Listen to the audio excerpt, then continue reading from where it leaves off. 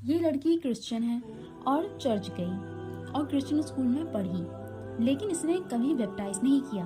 جن لوگوں کو نہیں پتا انہیں میں بتا دوں کہ بیپٹائز کا مطلب ہوتا ہے کہ کرسچنز کا ریچول ہے، پرمپرا ہے کہ جب کوئی پیدا ہوتا ہے تو اسے 3 بار اس طرح ڈبوتے ہیں۔ تو اس لڑکی کا بیپٹائز بھی نہیں ہوا، اور انہی سب وجہوں سے یہ لڑکی کافی زیادہ کنفیوزڈ ہے اپنے ریلیجن کو لے کے۔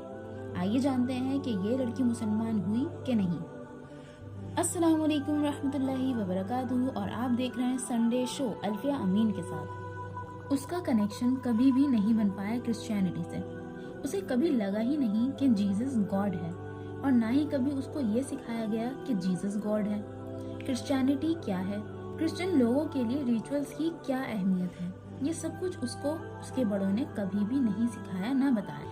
جب وہ محض صرف 10 سال کی تھی تو اس کو بس یہ بتایا گیا کہ ہم سب جیزس کو مانتے ہیں اور تمہیں بھی جیزس کو ماننا ہوگا۔ جیزس ہی گاڈ ہے۔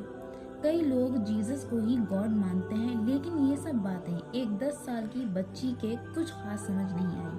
وہ کافی زیادہ کنفیوزڈ ہو گئی اور دن بدن اسی کشمکش میں رہی۔ اس کی کرسچینٹی سمجھ میں نہیں آ رہی تھی۔ اس کا کہنا ہے کہ میں نے بہت زیادہ اسٹرگل کیا یہ سمجھنے میں کہ کیسے جیزس گاڈ ہو سکتا ہے۔ میں نے کئی لوگوں سے پوچھا کہ کیوں ہے وہ گاڈ، لیکن کسی نے بھی مجھے کوئی مکمل اور مطمئن جواب نہیں دیا، اور یہ سب دیکھ کے میرا جو کنفیوژن تھا وہ اور زیادہ پکا ہوتا چلا گیا۔ یہی ایک سب سے بڑی وجہ بنی کہ میں کرسچینٹی سے دور ہوتی چلی گئی۔ کرسچینٹی کا انوائرمنٹ میں نے چھوڑ دیا۔ مجھے مزہ نہیں آتا تھا، نہ ہی مجھے سمجھ آتا تھا کہ یہ لوگ کیا کر رہے ہیں اور آخر کیوں کر رہے ہیں۔ انہی سب کے ساتھ ساتھ میرا بھروسہ کافی جلدی اٹھ گیا اس ریلیجن سے، اور میں دوسرے ریلیجن کو ڈھونڈنے لگ گئی۔ جب میں 14 سال کی ہوئی تو تب میں پوری طرح مکمل طور سے کرسچینٹی کو ماننا چھوڑ چکی تھی۔ میرے پاس کوئی گائیڈنس نہیں تھی اور میں غلط راستے پر نکل پڑی۔ مجھے جو ٹھیک لگتا تھا وہ میں کرتی تھی، مجھے جو اچھا لگتا تھا وہ میں کرتی تھی، بغیر یہ جانے اور سمجھے کہ یہ صحیح ہے کہ نہیں۔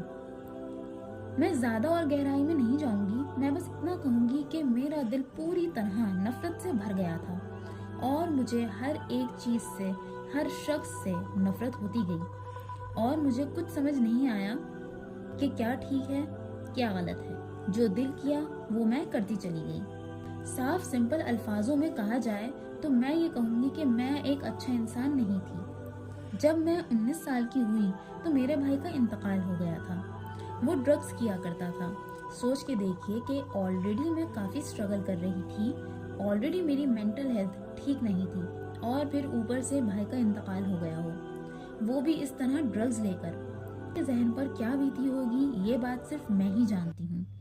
میں بہت ڈر گئی تھی اپنے بھائی کی موت کے بعد۔ اتنا سب کچھ ہونے کے بعد میرا گاڈ پر سے یقین نہیں ہٹا، لیکن میں یہ ضرور کہوں گی کہ مجھے پتا نہیں تھا کہ گاڈ ہے کون، لیکن مجھے یہ ضرور پتا تھا، احساس تھا کہ کوئی نہ کوئی تو ہے گاڈ۔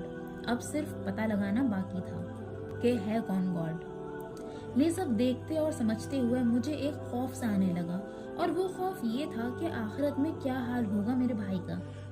یہ ایک ایسا خیال تھا جس سے میں اور زیادہ ڈرنے لگ گئی، اور اسی وجہ سے میں نے دوبارہ گاڈ کو ڈھونڈنا شروع کیا کہ آخر گاڈ ہے کون۔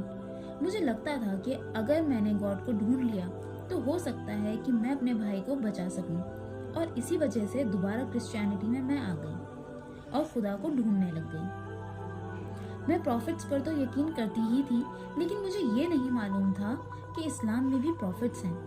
ایک دن میں ٹک ٹاک دیکھ رہی تھی اور وہاں سے مجھے یہ معلوم چلا کہ اسلام میں بھی پروفٹس ہیں، اور پھر میں نے ریسرچ کرنی سٹارٹ کر دی اسلام پر، اور جیسے جیسے میں نے اسلام کو پڑھا اور جانا، مجھے یہ سمجھ آیا کہ میرے خیالات تو کافی زیادہ ملتے ہیں اسلام سے، میرا جو یقین ہے وہ کافی زیادہ ملتا ہے اسلام سے، اور یہی ایک وجہ بنی جس سے میری شروعات ہوئی کہ میں کنورٹ ہوں اسلام میں۔ لیکن ابھی بھی میں اسلام میں داخل نہیں ہوئی تھی۔ میں نے یہ سوچ لیا تھا کہ میں انتظار کروں گی، ریسرچ کروں گی، جب تک میں 100% شیور نہ ہو جاؤں کہ اسلام ہی سچائی ہے اور اللہ ہی ہے صرف۔ जब तक मेरी रिसर्च मुकम्मल नहीं हो जाएगी तब तक मैं इस्लाम को कबूल नहीं करूँगी। मैंने कई सालों तक रिसर्च करी और मेरा दिल मुतमईन हो गया एक दिन कि इस्लाम ही सच्चाई है, अल्लाह ही है जो दुनिया को चला रहा है और अल्लाह के अलावा कोई नहीं है इस दुनिया को चलाने वाला।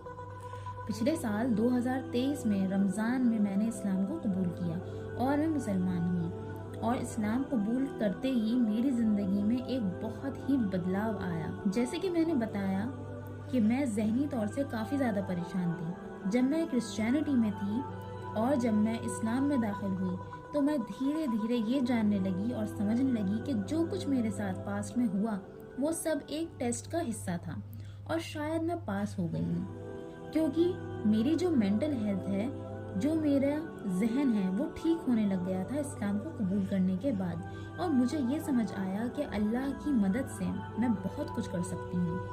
और एक बात मैं ये भी कहना चाहूँगी कि शायद आप भी मेरी बात से रिलेट कर पाएँ कि इस्लाम में दाखिल होने के बाद कुछ मिले या ना मिले, लेकिन एक सुकून ज़रूर मिलता है। और अगर दिल से आप अल्लाह को मानो और इस्लाम को कबूल करो तो ज़िंदगी में बहुत सुकून रहता है। आपको क्या लगता है, इस्लाम में सुकून है या नहीं? मुझे कमेंट करके ज़रूर बताइएगा। वैसे तो ये सुकून अल्फाजों में बयान करना काफ़ी मुश्किल है, लेकिन सिंपली मैं कहूँ तो ऐसा लगता है कि सांस लेना अब आसान हो गया है। मैं इस्लाम को 100% कबूल कर चुकी हूँ, और इस्लाम को कबूल करने के बाद मुझे ये समझ आया कि जो कुछ मैं अब तक करती आ रही थी वो हराम था। ये काफ़ी चैलेंजिंग था मेरे लिए हराम चीज़ों को छोड़ना और उनको ठीक करना। धीरे धीरे मैंने हराम चीज़ों को छोड़ना शुरू किया, और जब मैं पूरी तरह हलाल पर आई तो मुझे ये एहसास हुआ कि ज़िंदगी कितनी ज़्यादा हसीन है, कितनी ज़्यादा अच्छी है। जिस सोसाइटी में मैं रहती हूँ यहाँ पर शराब काफ़ी ज़्यादा आम है, और ऐसी सोसाइटी से निकलना काफ़ी ज़्यादा मुश्किल रहा मेरे लिए, क्योंकि सब लोग शराब पी रहे हैं और मैं नहीं पी रही थी।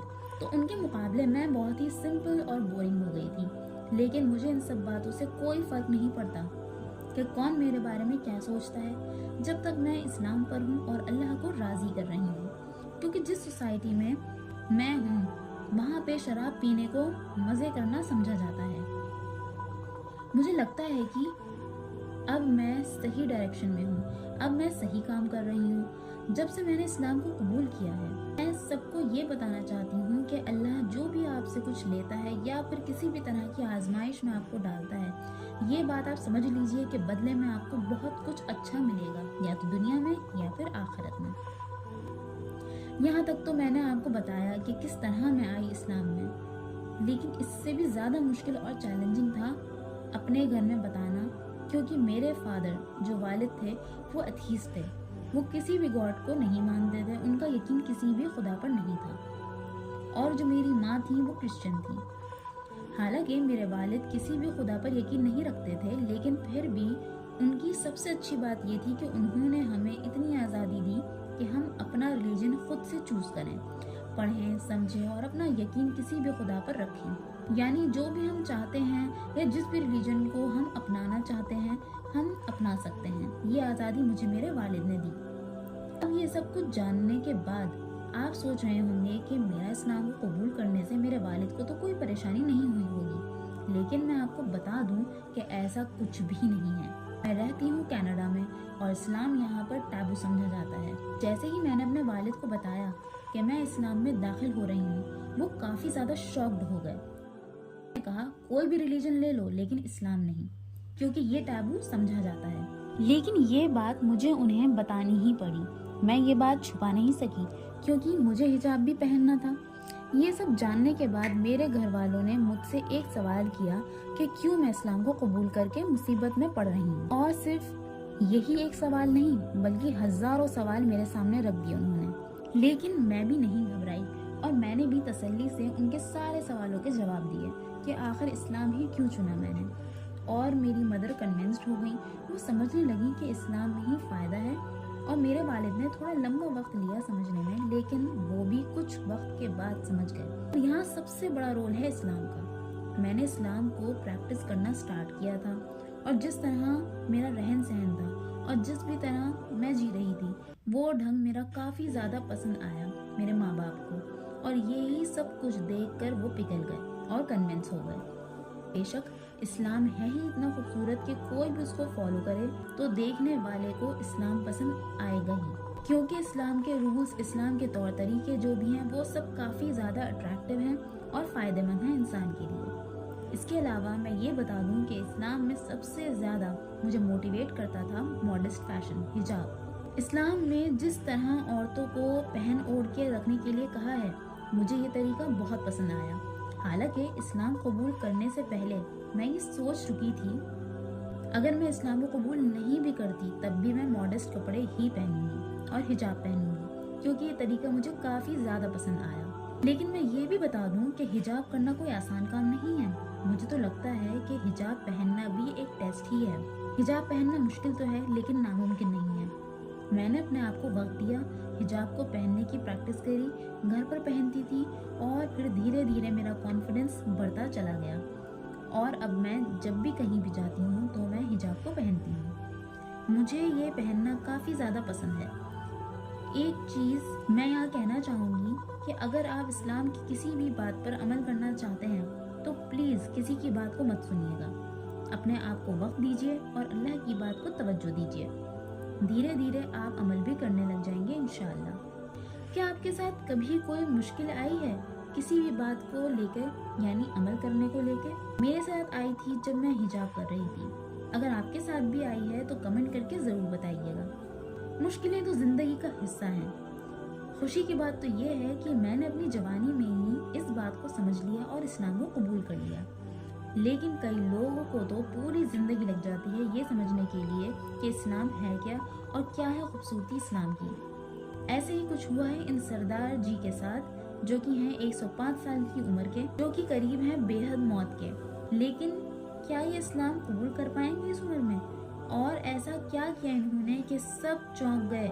जानने के लिए ये वीडियो ज़रूर देखिएगा।